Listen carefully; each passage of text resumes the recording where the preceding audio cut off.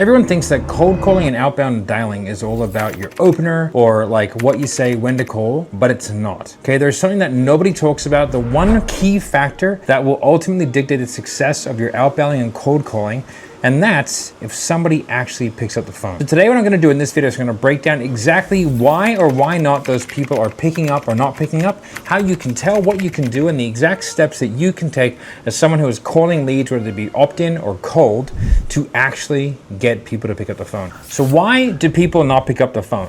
One, there's a number of reasons, okay? The first can be that some people, a percentage of them, never pick up unknown numbers, okay?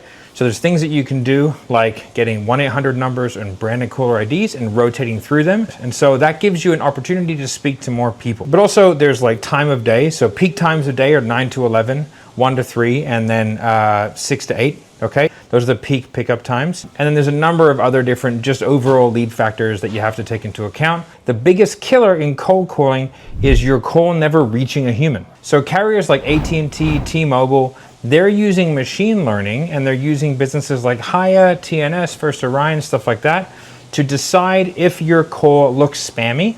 They will then mark your number and they will either deliver it with a spam flag or not deliver it, okay? I don't think you guys realize, but you can be calling people and it's ringing for you and not for them. That happens a lot of the time, but I don't care how good you are at outbound or cold calling, if you can't get people to pick up the phone, you're not gonna have much success. So here are the things that you might be doing that you should not be doing. One, when a number is flagged, you bin it straight away, get a new one. That's a stupid way of doing it, and I'm gonna explain why. Two, multi-line or like progressive dialing. Those are really aggressive. If you're cold calling, you can't even do any auto dialing conventions at all. They're all against the law to do anything, even power dialing. Okay, you have to initiate to dial yourself. Leaving short voicemails, okay, is gonna be really detrimental to you. Using your personal phone is just kind of a bad idea. Also, once you get your personal phone spam flagged, it's an absolute fucking nightmare. And then you've got like double and triple dialing.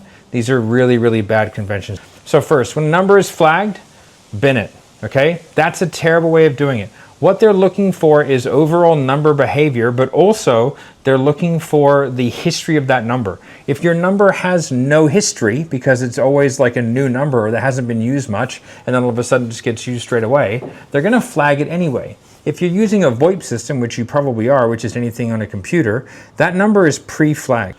And then through good behavior and not being a fuckwit, you're going to get it deflagged, but a lot of that is because you're using the number regularly, and then the people that do pick up you actually speak to, et cetera, et cetera.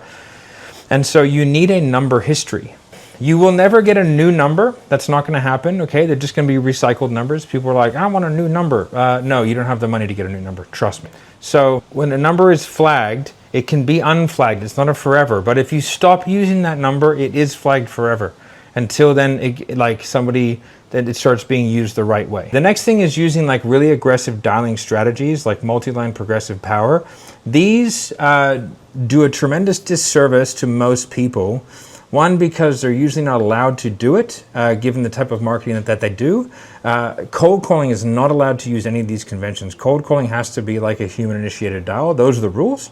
But also like pattern recognition, high volume, lack of rotation. If you're not tracking abandon rates, stuff like that, these are all things that will dramatically decrease the overall health of the number to the point where it will lower you to a status of where it won't even go through, and then you're just hitting straight to voicemail, which is why people go from single line dialing to power dialing to multi-dialing to progressive dialing to 10-line dialing, and it just gets worse and worse and worse and worse.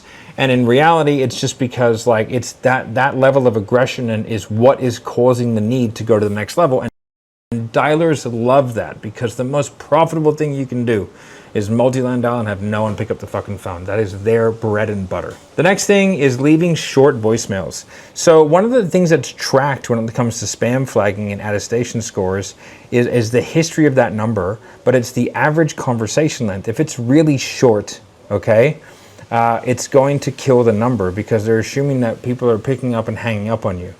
Right? Or that's why multi-line dialing can be so bad, because you might be, if you're doing 10 lines at once, you might be hanging up on somebody every single time.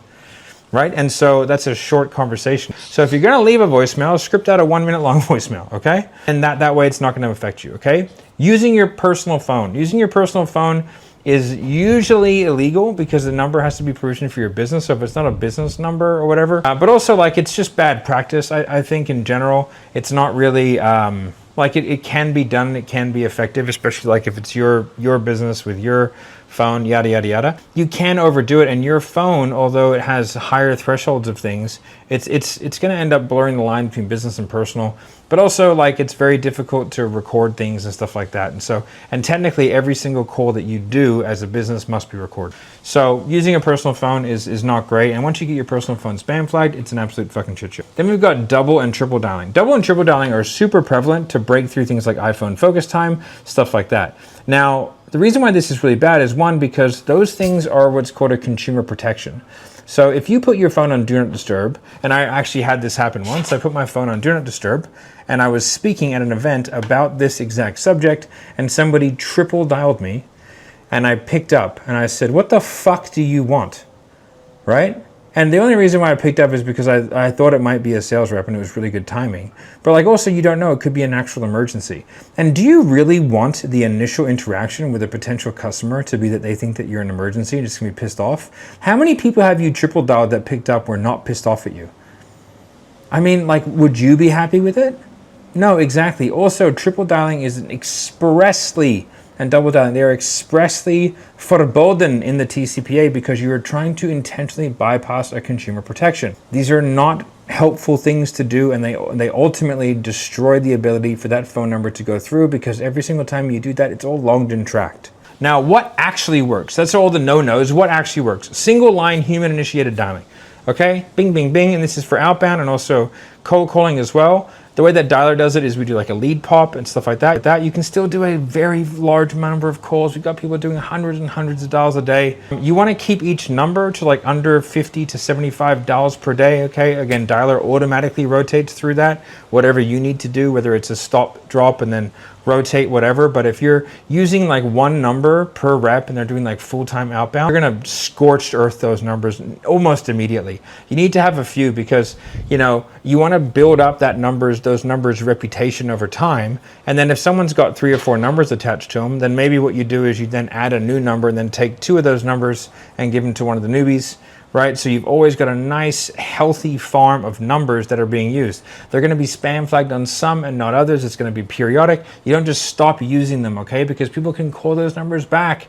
Okay, the way that Dialer does it is it monitors all the spam flag statuses. We do remediation as well, which is something I'll talk about. But remediation can be very difficult to get for certain types of businesses. But we actually change the way that numbers are dialed, but we never stop using them. Make sure that you're on a system that has A-level attestation scoring. Okay, if you're on a really shitty Dialer or you're using like a local presence pooled number system, you're kind of fucked to begin with because those destroy the quality of the phone number, because legally the outward number has to match the outgoing and the caller ID have to match. So as soon as you use one of those pooled systems, that automatically stops. So like that just destroys the deliverability of that. Doing the right thing, not over dialing people, not double dialing people, not triple dialing people. You're using like single human initiated dialing. You're keeping each number to below 50 to 75 calls per day. You're rotating through your numbers intentionally. Right? You're hitting people up at the right times. You're not going at like 9, 10 p.m. at night, okay, outside of TCPA. And you use a monitoring service to monitor the health of your numbers, like Number Verifier or something like that. The real thing is that like you need to speak to people in order to close them. And a lot of the systems these days do not allow you to do that because they're built on cheap infrastructure.